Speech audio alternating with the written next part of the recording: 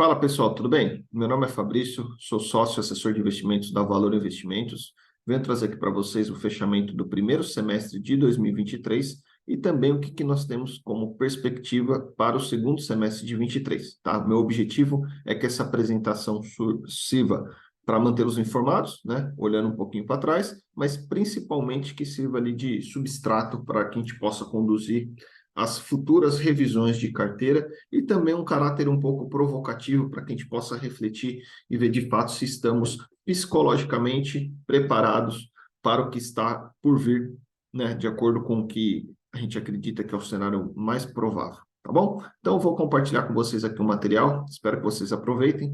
A apresentação está um pouquinho comprida, mas tenho certeza que vocês vão aguentar até o final. Foi um material feito com bastante carinho aqui, cuidado, para justamente a gente garantir que as carteiras de investimentos estejam adequadas para aquilo que a gente está chamando como um novo ciclo, tá? Então, fechamento do ano de 2023, primeiro semestre. A gente tem aqui na parte de commodities, né? Bitcoin subindo bastante, 84,3% no ano. O indicador de uma cesta de commodities caindo 8%. Aqui já talvez um prenúncio de uma recessão a nível mundial, tá? Barril do petróleo, mesma coisa, caindo quase 13%. Já o ouro, que acaba sendo uma commodity de proteção, subindo 11,3%, mesmo motivo, uma recessão de uma crise, imaginando que as pessoas correm lá para as colinas e para aquilo que é seguro, e historicamente o ouro acaba sendo sempre uma commodity de segurança, tá?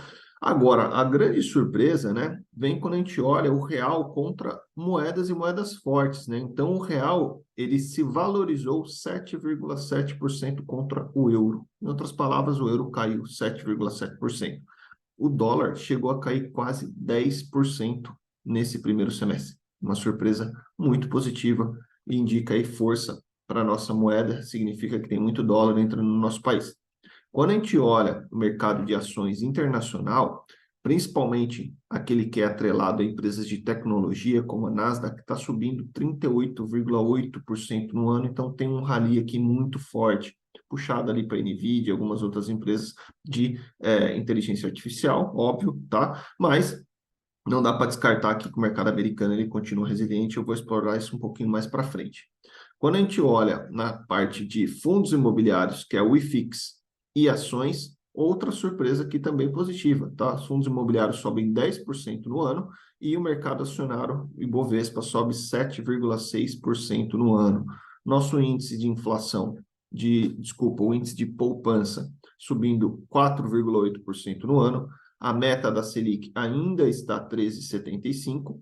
A taxa de juros no mercado americano até junho era 5,25, mas já subiu para 5,50 nesse mês de julho. E o CDI, que é a nossa taxa básica de juros, fechou em 6,5% no primeiro semestre. Quando a gente olha os indicadores de inflação, lá nos Estados Unidos ela está 2,8%, o IGPM cai 4,5%, bastante puxado aí pela queda do dólar também, e o IPCA, que é a inflação nossa brasileira, 2,9%, com destaque aqui para esses últimos meses, né, de 0,2% em maio e menos 0,1% em junho. Então, aquelas carteiras que têm muita posição em IPCA+, está aí a justificativa porque talvez o mês de maio e junho não tenha sido tão forte quanto foram os outros meses, tá? INCC, que é o indicador de Índice Nacional de Construção Civil, subindo 2,3% no ano, e aqui embaixo são alguns indicadores de risco, né? Volatilidade e o risco de crédito do Brasil caindo bastante no ano, o que corrobora com um cenário mais positivo. Então, mercado americano, qual que é a conclusão aqui desse primeiro semestre, né? A inflação lá, ela está mais persistente, é um bicho mais difícil de domar. A atividade econômica ainda em expansão, então o Banco Central americano está subindo os juros e parece que não está surtindo efeito, porque o desemprego, inclusive, continua muito baixo, a tendência era que o desemprego aumentasse, e aí, recentemente, o Fed acabou elevando a taxa básica de juros em 25 bips, no intervalo de 5,25 a 5,50, ressalto aqui que é o maior nível dos últimos 22 anos. Então, é uma medida extremamente restritiva, mas que ainda não está surtindo efeito. Quando a gente entra no Brasil, que é a parte aqui que mais interessa para a gente, né, quais foram os principais highlights, né? Tivemos um novo arcabouço fiscal, a reforma tributária também avançando, e isso tudo conferindo estabilização, né, gradual né? Uma perspectiva de uma estabilização gradual nas contas públicas, né? Outra notícia positiva, a dívida pública brasileira recuou para 73% do PIB. Nós tivemos um aumento de 7% nas reservas internacionais, que justifica aí a queda do dólar. A manutenção da autonomia do Banco Central, então, apesar do governo tentar interferir, Roberto Campos Neto continua muito firme, muito técnico nas suas decisões, isso é bom para o mercado, tá? A inflação chegou a bater 3,16% no acumulado dos últimos 12 meses, um nível bastante baixo, o que dá indício aí e abre, né, a pista para possíveis quedas na Selic nas próximas reuniões. E uma das principais agências de risco, que é a Fitch, ela elevou o rating brasileiro de BB- para BB, e isso é muito positivo, porque acaba dando um sinal de que o Brasil finalmente está voltando aos eixos ali, principalmente pensando na parte de responsabilidade fiscal, tá? Outras notícias positivas, né? A projeção do PIB do Brasil saiu de 0,8, que era a projeção há um ano atrás, para 2,2% nesse ano, né? E a curva de juros, que é o preço do dinheiro, ela reagiu bem a todas essas notícias e os juros começaram a cair, né? Então as taxas de juros estão mais baixas, né? Estão sendo precificadas menores taxas de juros ao longo dos próximos anos. Os setores de educação, construtoras e propriedades comerciais foram os que tiveram as maiores altas nesse primeiro semestre, né? Dado que são os setores mais sensíveis ali e que mais se beneficiam da queda da taxa de juros. E os setores que mais sofreram na bolsa nesse primeiro semestre foi mineração e siderurgia, principalmente porque, com uma menor perspectiva de crescimento lá na China, acaba impactando uma das principais ações da bolsa brasileira, que é a Vale, que caiu aí 26% nesse primeiro semestre. Tá? Aqui a gente tem o desempenho da nossa moeda, né? O real aqui, ó, contra o dólar nesse primeiro semestre de 2023, que é essa linha em cinza. Então a gente vê o dólar aqui, ó, o real com 10,4% de valorização, e a outra moeda com mais valorização foi o peso no México, né? Coincidentemente, são os países que tinham taxa de juros mais alta. Quando a gente fala sobre curva de juros, o que eu estava querendo comentar com vocês é isso daqui, ó. Essa linha em cinza é quanto que acreditava-se que seria a taxa de juros há 6 meses atrás. Então, acreditava-se que em 2030 a taxa de juros seria próxima de 12,5% a 13%. Hoje, acredita-se que isso vá para 10,5%. Essa queda de quase 3 pontos percentuais é extremamente benéfica para o mercado de ações, para o mercado de risco, porque significa que o país, que é o Brasil, está se tornando um país menos arriscado, logo exige-se menos taxa para poder financiar o tempo e o dinheiro, tá? Então, o Ibovespa, né? O que nós temos aqui? O rally até agora, ele aconteceu, apesar dessa queda na Vale, né, principalmente. Então, se a gente considerar a Vale, sem a Vale, por exemplo, era para o Ibovespa estar muito próximo de 130 mil pontos, né? O Ibovespa, ele tende a ter uma performance sólida durante ciclos de corte de juros, que é o que a gente acredita que vai acontecer daqui para frente. Ainda tem potencial para a gente ver um fluxo de capital estrangeiro vindo para o nosso país, né? E os fluxos institucionais, são os locais, investidores brasileiros, ainda nem retornaram, está tendo muito resgate, tá? O sentimento dos investidores pessoa física se tornou positivo apenas recentemente, e os níveis de posições vendidas, né, pessoas que estão aí pessimistas com a bolsa, ainda está próximo da máxima histórica. Quando a gente olha preço, que é o valuation descontado, o preço pelo lucro do Ibovespa está em torno de 8,2 vezes, né? 8,2 anos de retorno. Isso significa um desvio padrão mais barato do que o histórico, tá? Então a XP acaba mantendo aí essa projeção para um valor justo de 130 mil pontos do Ibovespa para o final do ano, que significa uma alta de mais 7% vezes o valor de fechamento de ontem, que foi 31 de julho, tá? Que mais que nós temos aqui? Banco Central brasileiro deve começar a cortar a taxa Selic agora em agosto, talvez 0,25, se for um pouco mais controlado, comedido, talvez 0,50%, porque não, dado que os últimos dados foram muito positivos. A curva de juros já precifica a Selic em 9,3% para 2025, isso daqui é muito importante, principalmente para aqueles investidores que estão acostumados a ganhar 13,65 sem fazer esforço nenhum. A festa está acabando e não vai ser tão mais fácil assim ganhar dinheiro como era antigamente, tá? Aí a pergunta que fica, ainda tem espaço, né, para a bolsa e para esses papéis que são sensíveis a juros subirem além dos níveis atuais? Nessa apresentação aqui que eu montei para vocês, a gente vai discutir um pouquinho sobre isso, tá? E aí outras pessoas também comentam, né? Poxa, quer saber? Não vou mexer com risco, porque não tem nada no Brasil que consegue bater o CDI. Essa frase é muito famosa, né? Então, de fato, quando a gente olha lá desde 2000, de 1994, né, assim que começou o Plano Real, o Ibovespa ele teve um retorno similar ao CDI, só que com uma volatilidade muito mais alta. Se for para correr muito risco e ganhar 10 e correr pouco risco e ganhar os mesmos 10, é melhor correr menos risco. Só que em algumas janelas, principalmente naquelas em que há corte de juros, nesse ciclo de corte de juros, a performance do Ibovespa é superior à performance do CDI. E eu vou mostrar aqui para vocês como é que esse negócio funciona. Então, olha só, isso daqui é um gráfico histórico mostrando nessa linha em preto como que é a meta Selic expressa ao ano, tá? Então, sim, ela já foi próxima ali de 25%, depois próxima de 20% e assim por diante. Todas as vezes em que a Selic começa a cair, a gente enxerga uma correlação negativa com o Ibovespa, ou seja, a queda na taxa de juros ela é positiva para a nossa bolsa brasileira. Aqui num ciclo um pouco menor, né, de 2010 até 2021, fica claro que a partir de 17, ó, que enquanto essa linha preta cai, vem aqui a performance do Ibovespa subindo. Nos últimos 20 anos, comprar bolsa no mês em que o Banco Central iniciou um ciclo de corte de juros e segurar os ativos até o final do ciclo de corte trouxe retorno 3 vezes superiores ao CDI. Nos ciclos mais agressivos de corte de juros, na média, para cada 1% de corte na Selic, o Bovespa apresenta um retorno de mais 7%.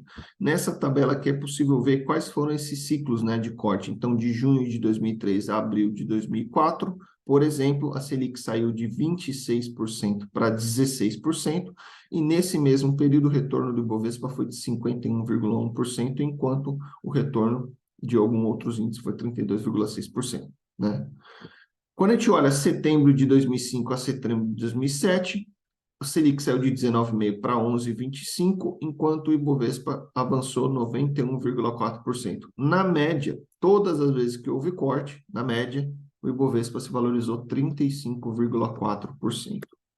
Então, os ativos de risco, eles são aqueles que ficam mais atrativos em um cenário de queda na Selic. As altas taxas no CDI, na renda fixa, foram muito positivas até agora, mas não necessariamente continuarão sendo positivas nos próximos 6 a 12 meses. Portanto, os investidores têm que se posicionar antes desse ciclo se iniciar.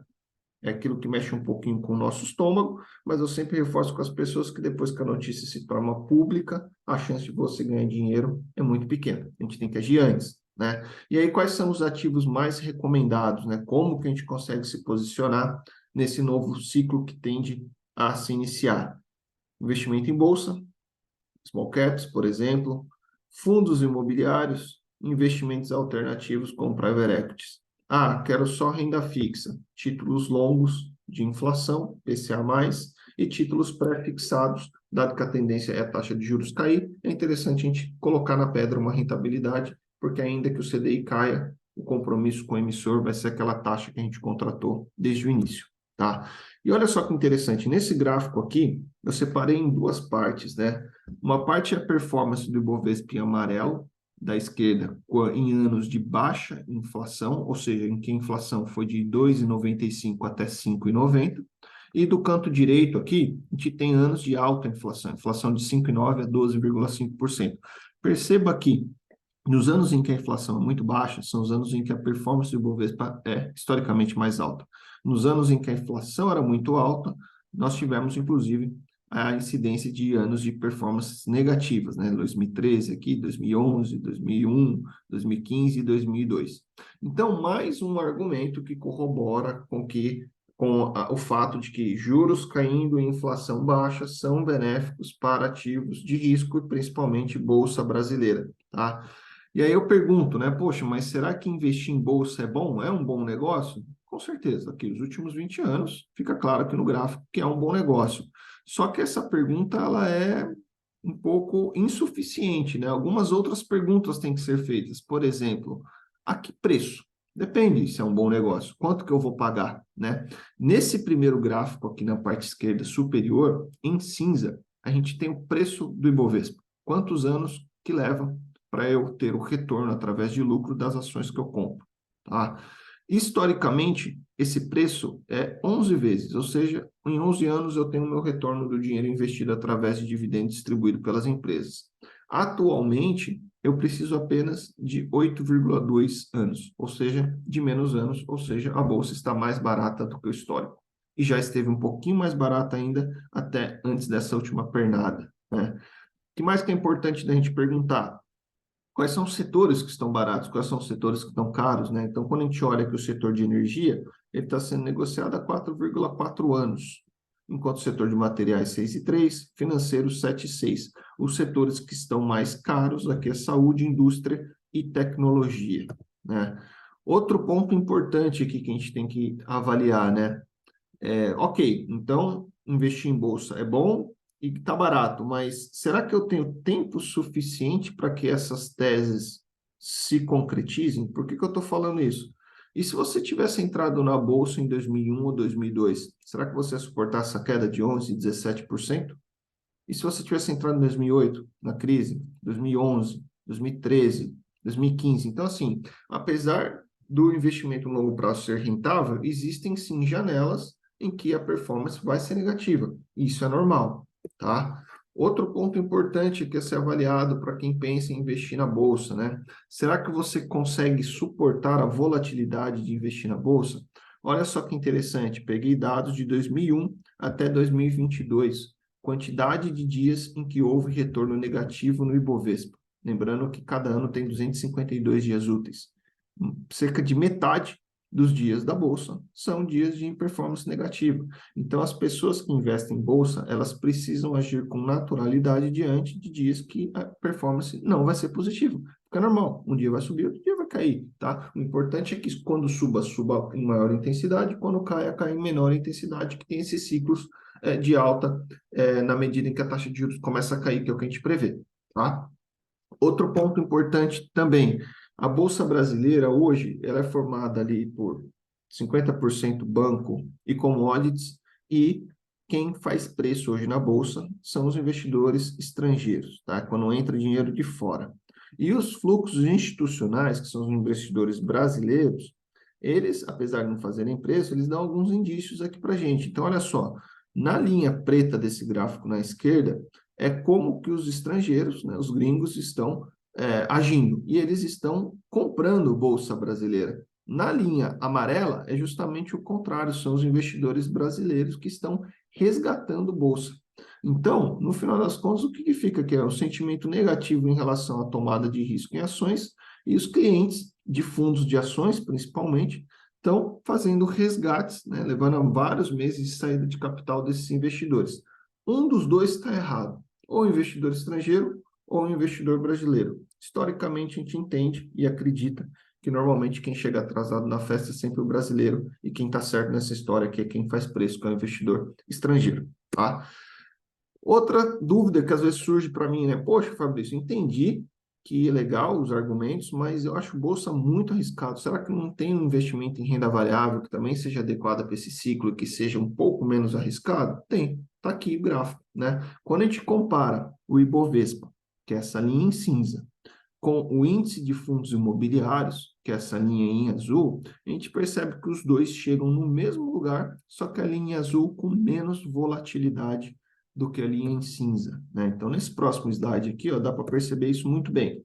Volatilidade é o desvio de um dia para o outro na rentabilidade, tá? Então, enquanto o Ibovespa tem uma volatilidade de 1,65% no histórico, o índice de fundos imobiliários tem uma volatilidade de 0,57. Em outras palavras, a bolsa é 3 vezes mais arriscada sob o ponto de vista de volatilidade do que investir em fundos imobiliários. Se os dois chegam no mesmo lugar, para quem quer um caminho menos arriscado, os fundos imobiliários podem sim ser uma excelente alternativa, tá? Só que aí tem outra pergunta também, né? Beleza, Fabrício, então eu que sou um cara um pouco mais conservador, vou colocar patrimônio meu lá em fundo imobiliário. E como você está me falando que a taxa de juros vai cair, isso é benéfico, vou botar todo o meu dinheiro nesse negócio. Não, não vai, porque a gente precisa diversificar o nosso patrimônio. A gente não pode correr o risco de tomar um prejuízo muito grande por qualquer conjuntura que venha. Quem investe há muito tempo já passou por Joesley Day, já passou por impeachment, já passou por greve dos caminhoneiros, já passou por pandemia e por aí vai, e sabe quanto que machuca quando a rentabilidade de algum tipo de investimento cai muito, né? E aqui eu trago um exemplo é, bem lúdico assim, mas que matematicamente vai trazer a ideia que eu quero passar para vocês. Ó. São dois investidores, começam a investir em R$ 10.000. O investidor em azul, ele não tem nenhum tipo de prejuízo, ele coloca no investimento lá de renda fixa, alguma coisa que renda 5% ao ano. O investidor em amarelo, ele coloca em um ativo extremamente arriscado e ele perde metade do patrimônio no primeiro ano. Depois, para esse cara em amarelo se recuperar e encontrar o cara de azul, ele precisa ter uma rentabilidade de 10%, enquanto a rentabilidade do cara de azul é de 5%. Ou seja, você tomar um prejuízo muito grande te obriga a ser 2 vezes mais rápido pelos próximos 17 anos. É uma conta muito cara para ser paga. Então, é muito importante que você não perca metade do seu patrimônio. E como que a gente faz para não perder metade do nosso patrimônio? Não colocando todo o dinheiro em bolsa, por exemplo. Tá? Outro ponto muito importante também. Ok, Fabrício, então, bolsa, ó, interessante para quem tem perfil mais agressivo, meu perfil mais moderado, eu vou para fundo imobiliário, já entendi que não posso colocar todo o meu patrimônio também. O que mais que é importante? Aportes mensais, né? Ou seja, eu vou colocar um pouquinho por mês. Por que que isso é importante? Os aportes mensais, eles permitem com que vocês corram menos risco. Outro exemplo aqui matemático para provar isso. Dois investidores, um investidor em amarelo, ele tem uma rentabilidade na carteira dele de 6,5% e ele aporta R$ 1.500 por mês. O investidor em cinza, ele tem que ter uma rentabilidade de 10,5% para chegar no mesmo lugar do investidor amarelo, porque ele não faz aportes, sendo que os dois partiram de R$ 200.000. Então, perceba que o fato de você fazer aporte todos os meses permite com que você corra menos risco.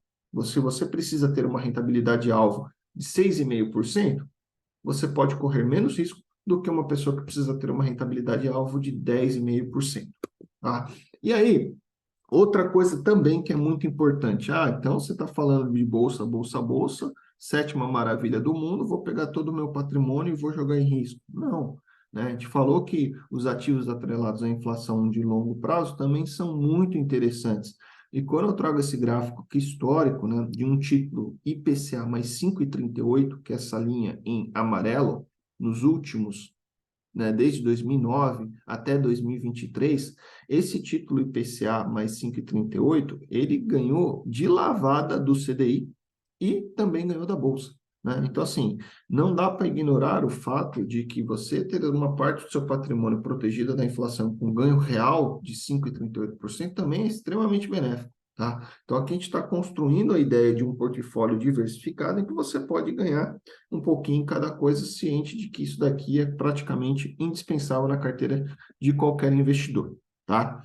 Por fim, turma, já chegando no final, eu gostaria de relembrar aqui que nosso trabalho ele é muito profissional e, por vezes, chega até nós via correntes de WhatsApp, os soldados do apocalipse, né? E o pessoal que sai cuspindo informação sem fazer conta e sem analisar as coisas de maneira um pouco mais profundas, né?